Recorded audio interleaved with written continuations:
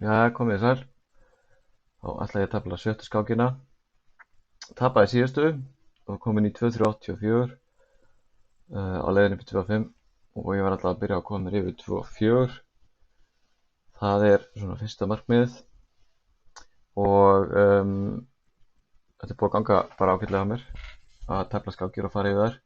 Eitt af markmiðunum með þessu er að hvert skipti sem ég tefli skák og fyrir yfir hana að henni lokinni í chessbase þá læri ég alltaf eitthvað nýtt, allavega í byrjununum. Og það er eitt af því besta sem maður getur gert þegar maður er að reyna að bæta sér sem skákmaður er að fara yfir eigin skákir og læra mistökunum. Og sérstaklega gott að nota chessbase og gagnagrunnina til þess að skoða teóríuna og reyna að bæta við sér einhverju þekkingu í þeim afbrigðum sem maður er að tefla. Þannig að við skulum finna andstæðing.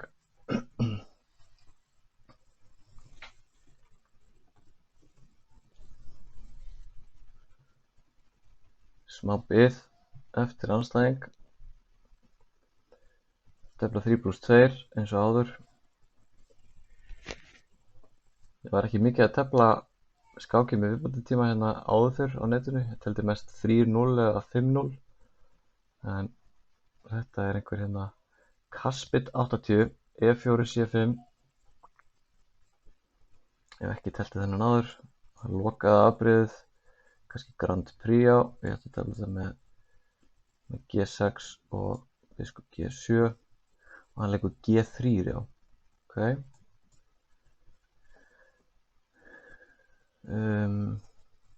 Sko ég get telt þetta svona, ég get líka telt þetta bara svona, ég ætla að gera það. Það er rittarinn minn hér, það er mikilvægt að hafa tök á D4 réttnum.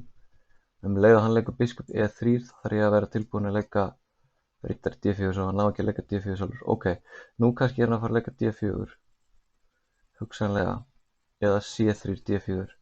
Spurning hvort ég að leika rittar D4 og reyna að stoppa það. Ég ætla að gera það bara.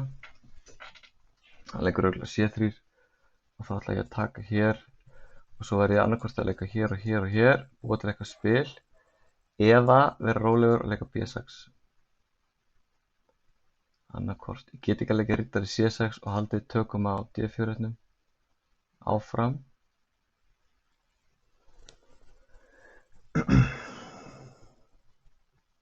Geti sjálfur sér líka leikið bara B5, B4. Það er örugglega í lagi.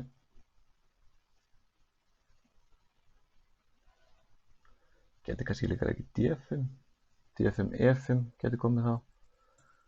Prófum það bara. Eða hann lætur þetta standa og heldur pressun eða svona spennun í stöðunni, leikur okkur D1 eða eitthvað svoleiðis. Hann leikur E5, nú kannski ætlar hann að fara að leika G4, F5. Mér langar svolítið að stoppa það með að leika H5 og hafa rittarinn minn á F5. Getur óþægilegt að fá á sig G4, en ég ætla að fara hér, kannski hafa biskupinn minn hérna, hann fanga, já. Skulum reyna að auka rýmið sem við höfum hérna í stöðunni. Hótum biskup A6 og vinnum hrókin á F1, skjótum þessum inn í, hrókur D1. Ok, hann hótar að taka hér, biskup E3 getur komið.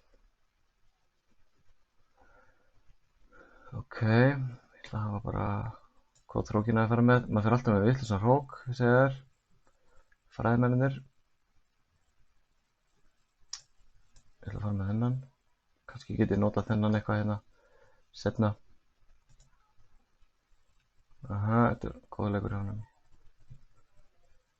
Það virðist vera. Byrjum á einhverju poti. Ef hann drepur þá fyrir með biskupinn minn í burtu og vinn líklega A4-peð. Ef ekki þá er svona yfirvofandi hótun kannski að drepa B3 einhvern tímann og opna algjörnina. Þetta er svona smá tromp sem ég er með og þá reynum ekki að halda trompunum og spila þeim út á réttum tíma.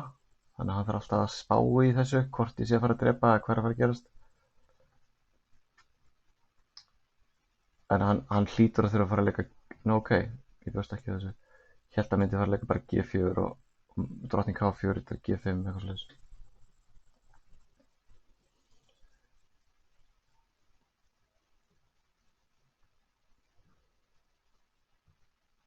B4, ok. Ég get drepið. Ég ætla að gera það. Þetta pek getur orðið veikt. Biskupinn hans getur komist hingað. En er það ekki alltaf í lagi? Ef ég fer bara hér. Það er smá pressa hér. Þessi biskup er vissulega mjög óþægilegur. Og ef ég er að fara að reyna að skipta upp á honum hérna þá veiki ég svörtareitinu kring kongi minn.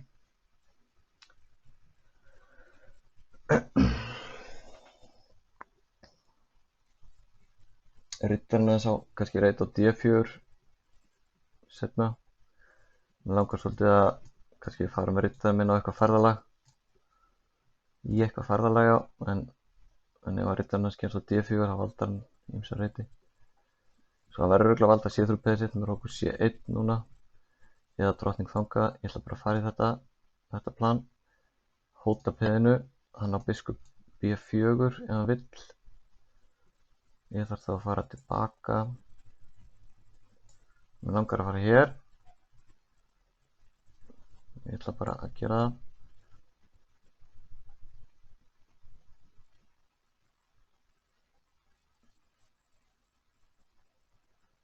Ég lítur að taka þetta já.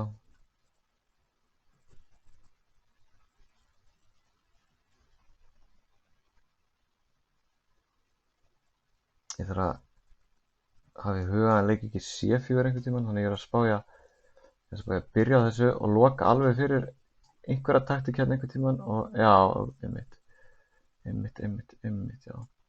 Ok, nú kannski reyni ég að þrefalda C-línunni. Reyni það. Sjá hvað hann alltaf gerir þessu. Sko gallið við þennan biskup hér er ef ég reyna að skipa hérna þá lætur hann að bara standa og drepi síðan bara með peði og þá er hann komið valda frípeð í endataflinu. Ég hef með öll peðin á hvítureitum þannig að ég þarf að fara svolítið gætilega í uppskipti. Ef við munum eftir Capablanca-reglunni maður er að setja peðin sína á reiti sem eru andstæðir biskupunum. Þá væri endatafli kannski óhagstætt fyrir mig ef ég myndi skipta upp á svartæftu biskupunum. Þetta er mjög lokuð staða, það er eftir að komast í gegn. Mér langar rosa mikið að leika biskup F8 en ég er ekkert viss um að það sé rétt ákvörðun.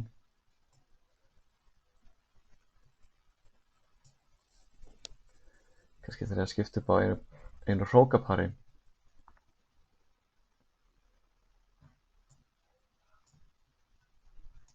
Kannski hér. Að reyna að losa tökin hans eitthvað á veikleikanum hér. Hann er að hóta þessu A4 peði já. Það er mjög eðlilegt hjá honum.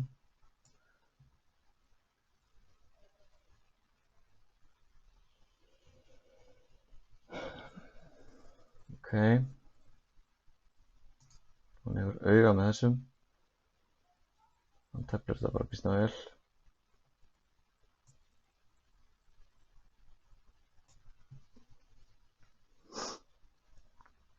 En aðeins að passa mér svo hann komist ekki í gegn á B-línunni, hann getur ekki leikið kannski biskup D6 einhvern tímann. Það er aðeins að gæta mín. Hann hótar hróknum, var ég að taka hérna. Ok. Það er aðeins að passa mig. Ég ætla að fara hér, halda í opnu að fara í uppskipti. Halda í opnu. Ég veit ekkert hvernig gerst í gegn hérna, hvort það er mögulegt.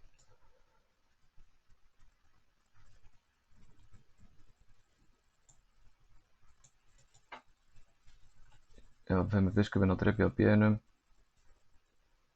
með skák, þannig að hann á ekki neinn trikk sýnist mér.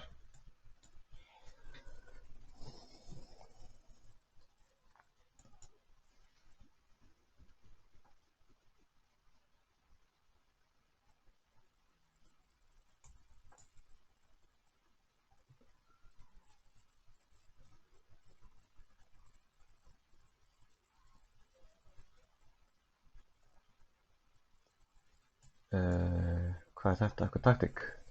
Sko hrókurinn hans er onni á B-num þannig að ég er ekki viss um að hann eigi neitt trikk í þessu. Kannski ætlaði hann að drepa eitthvað og vinna biskupinn, þetta gengur ekki upp. Já, hann lék af sér þarna. En ok, ég hefði kannski getað tekið jafntefli þarna þegar við vorum að endurtaka stöðuna en ég ákvað að halda pressuna aðeins og það skilaði sér hérna í vinningi, sennilega bara í nokkuð jafnri stöðu. Ég ætla að kíkja á þetta snögt í chess base, vippi sér hérna yfir og ég fór við þennan sigur í 2-3-88. Ég græddi 4 stig, ekki á það nú mikið en að mjakast. Þetta var sem sagt loka afbrigði Sigurlaurn og hann teldi þetta, hann byrjaði að fara í svona Grand Prix árás. Flestir sem tefla svona þeir leika sko biskup C4 eða biskup B5 og reyna þá kannski að taka rittan hér eða hafa biskupin sterkan hérna og hróka stutt og reyna síðan að keyra á svarta með að leika F5. Þetta er mjög hættulegt ef maður kann þetta ekki með svörtu, en hann leik G3 og ætla að koma út í lokaafbrigði sem var vinsælt hérna fyrir einhverjum 40 árum, 1980 eitthvað. Spassky var að tefla þetta mikið og ég meira þess að tefla þetta sjálfur því ég var krakki. En þetta er ekki góð útgáfa af lokaafbrigðinu. Ef maður ætlar að tefla það svona þá er eiginlega bara betra að leika G3 fyrst og ástæðan er sko maður þarf að halda þessari skálinu opinni áður en að svartur sko tekur einhver ákvörðun, því að hugmyndin er sem sagt að leika biskup E3 og leika drottning D2 og þá getur svartur ekki gott með að koma riddarann út af því að hvítur alltaf að hóta einhverjum uppskiptum og kóngstæðan og svartum verður veik, þannig að þetta er betri leið til að tefla afbrigðið sem hann teldi, þannig að hann gaf mér eiginlega bara fritt spil í að sko koma riddarann mínum á E7 og þróa stöðunum minn og hróka í friði. Hér er mjög algengt plan fyrir svartan að leika hrók og B8 og íta B-peðinu alla leið og búa til veikleika á drottningavagnum. Svartur er með spil á drottningavagnum í þessu. Þannig að þegar hvítur leikur biskup E3 núna, þá hótar hann að leika D4 eins og ég var að tala um áðan og þá verður maður að svara því með riddari D4 til þess að stoppa það. Og það er ekkert vandamál þó að maður taka hérna með peði, af því að þetta peð verður vel valdað af biskupnum. Og við sjáum að hann getur ekki tekið með riddara, þá gafla ég biskupin og riddaran á E3 og C3. En hann leikur riddari E2 sem er svo sem alveg þekkt hugmynd, hann ætlar annað hvort að leika C3 og D4 eða D4 beint. Ég vildi til dæmis ekki leika hrók og B8 núna að fá með D4, þegar þá ef ég fer í einhver svona uppskipti til dæmis, þá kannski endur þetta þannig að þetta peð getur orðið veikt, þó þetta sé svona örgulega allt í lagi hér. Gæti átt drottning B6 til dæmis núna. En þetta var bara svona þumalputtaregla sem að ég hef í lokaafbrigðinu að stoppa D4 eins lengi hægt er, og hér tók ég ákvörðun að breyta aðeins stöðutypinu og leika D5. Ég hefði alveg getað telt með, eins og ég sagði, kannski B6, biskup B7, biskup A6 eða jafnvel B5 og hann hefði kannski leikið D4 og ég gaf hann tækifæri til þess að loka stöðunni sem er örugglega allt í lagi sko, en hérna held ég hann hafi tekið ranga ákvörðun þegar hann leik D4 og fór að tefla svolítið á drottningavangnum. Ég var miklu hræddari við að hann hefði farið í einhverjar aðgerðir á kóngsvagnum, til dæmis með að leika G4 og tefla upp á F5 einhvern tímann, af því að ég er gloppóttur hérna á svörtureitunum og ef biskupinn hans kemst til G5 og drottningin kemst til H4 eða eitthvað svona og riddarinn kannski til G5, þá er þetta mjög hættulegt, þannig að ég hefði þurft að vanda mig þarna. Þannig ég var ekkert smeykur við þetta. Hérna er ég alltaf að koma með svona smá spil, en svo er spurning hvort ég hef ekki nýtt mér það nógu vel. Hérna hrókur C8 biskup A3. Spurning hér hvort ég sko ég hugsaði það í einhverju stöðum hvort ég ætti að taka á D4 og reyna að komast í gegn, en í sjálfu sér er ekkert mjög hættulegt og vandamáli er líka að riddarinn minn er alltaf í uppnámi hér. Þannig að það er spurning hvort ég hefði átt eitthvað betra hérna. Ég leika A4, ég var svona ánægð með þann leik, eins og ég sagði, búa til einhverja svona smá hótanir sem eru lítið óþægilega fyrir andstæðinginn. Maður þarf að hugsa tölvan vill leika riddari F4, tölvan vill leika A4. Hún vill leika A4, hún er hrifin af því. Þannig að það er góð ákvörðun.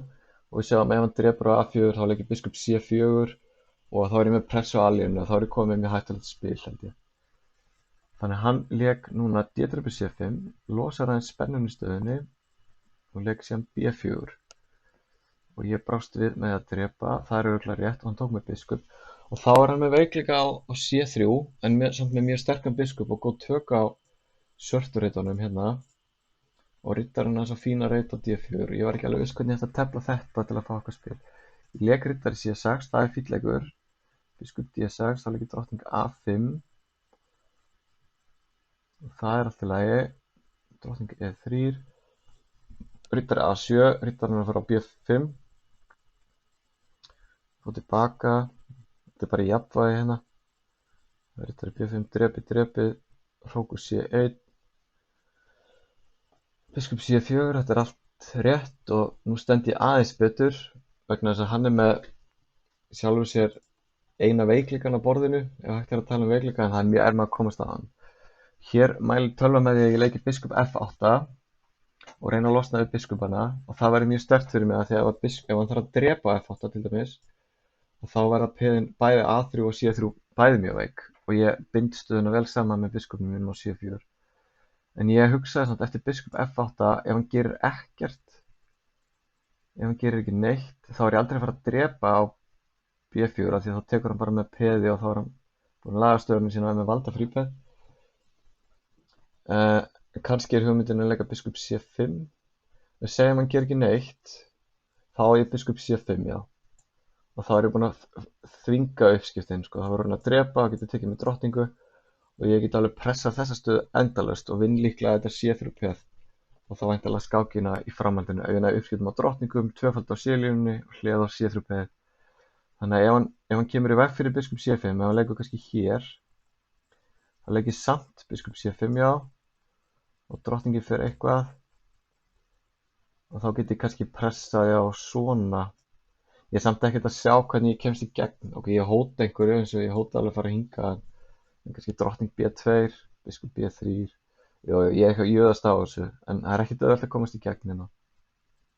En ég leik hrókur A6 með hugmyndinni að fara hér og pressa C3, hann leik hrókur D4.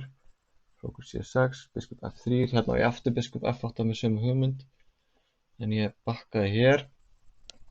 Í svona stöðum þar sem að lítið að gerast þá oft gott að vera bara praktískur og gera eiginlega ekkert og láta svolítið anstæðinginn leika, taka ákvörðun. Það eykur líkurnar að hann gerir mistök, gefa anstæðingnum færi á að gera mistök. Það mjög lærdómsríkt að innleiða það í sína takmæsku. Bara vera aðeins rólegur, liggur ekkert á. Hrókur C4, mér fannst þess að vera sniðugt að skipta upp á einu hrókapari. Biskup D7, bara bakka rólegur. Drepið. Þetta er alveg hnífjant. Biskup F8, biskup A6, hrókur A8. Hann bakkaði hér. Og já, þetta er bara jant og enda voru við líka bara endur taka stöðuna hérna fram og tilbaka. Og hér líka biskup B5 til að forðast í jafnteflið. Og þá leika hann af sér. Og það gerist oft ef menn kannski missa þolinmæðina eða eitthvað svoleiðis. Ef hann vill fá jafntefli þá getur hann bara gert í rauninni ekki neitt. Hann getur bara kóngur G2, bara passleikur og ég kemst ekkert í gegnum þetta. En hann leik hér og hugmyndin er örugglega hjá honum sko að hrókurinn er valdaður hér og það er ekkert, þessi lína er ekkert að fara að opnast en leið hann tekur hér þá er hugmyndin hans væntanlega vinna biskupinn minn í framhaldinu, til dæmis með að taka á F8 og hann hefur séð fyrir sig að ég dref, þá drefur hann biskupum en ég tek náttúrulega bara hrókinn óvaldaðan á B-inu með skák í þokkabót þannig að hann tapar alveg fullt að leiði því og þess vegna gafst hann bara upp hérna eða við það falla tíma á gafst upp. Þannig gekk upp að vera þolinmóður og bíða rólegur og það hefur oft komið mér vel og mörgum öðrum í skák að vera þolinmóður. Bíða rólegur í stöðum þar sem að lítið er að gerast. Eins og ég segi, gefa andstæðingnum færi á því að gera mistök. Það er lærdómurinn í dag. Ég lærði svo sem ekkert mikið á þessari byrjun. Ég hef telt þetta mjög oft áður og þekki þetta mjög vel. Þannig að þetta lukkaðist vel og 4 stig í pókið. Takk fyrir áhorfið og sjáumst í næstu skák.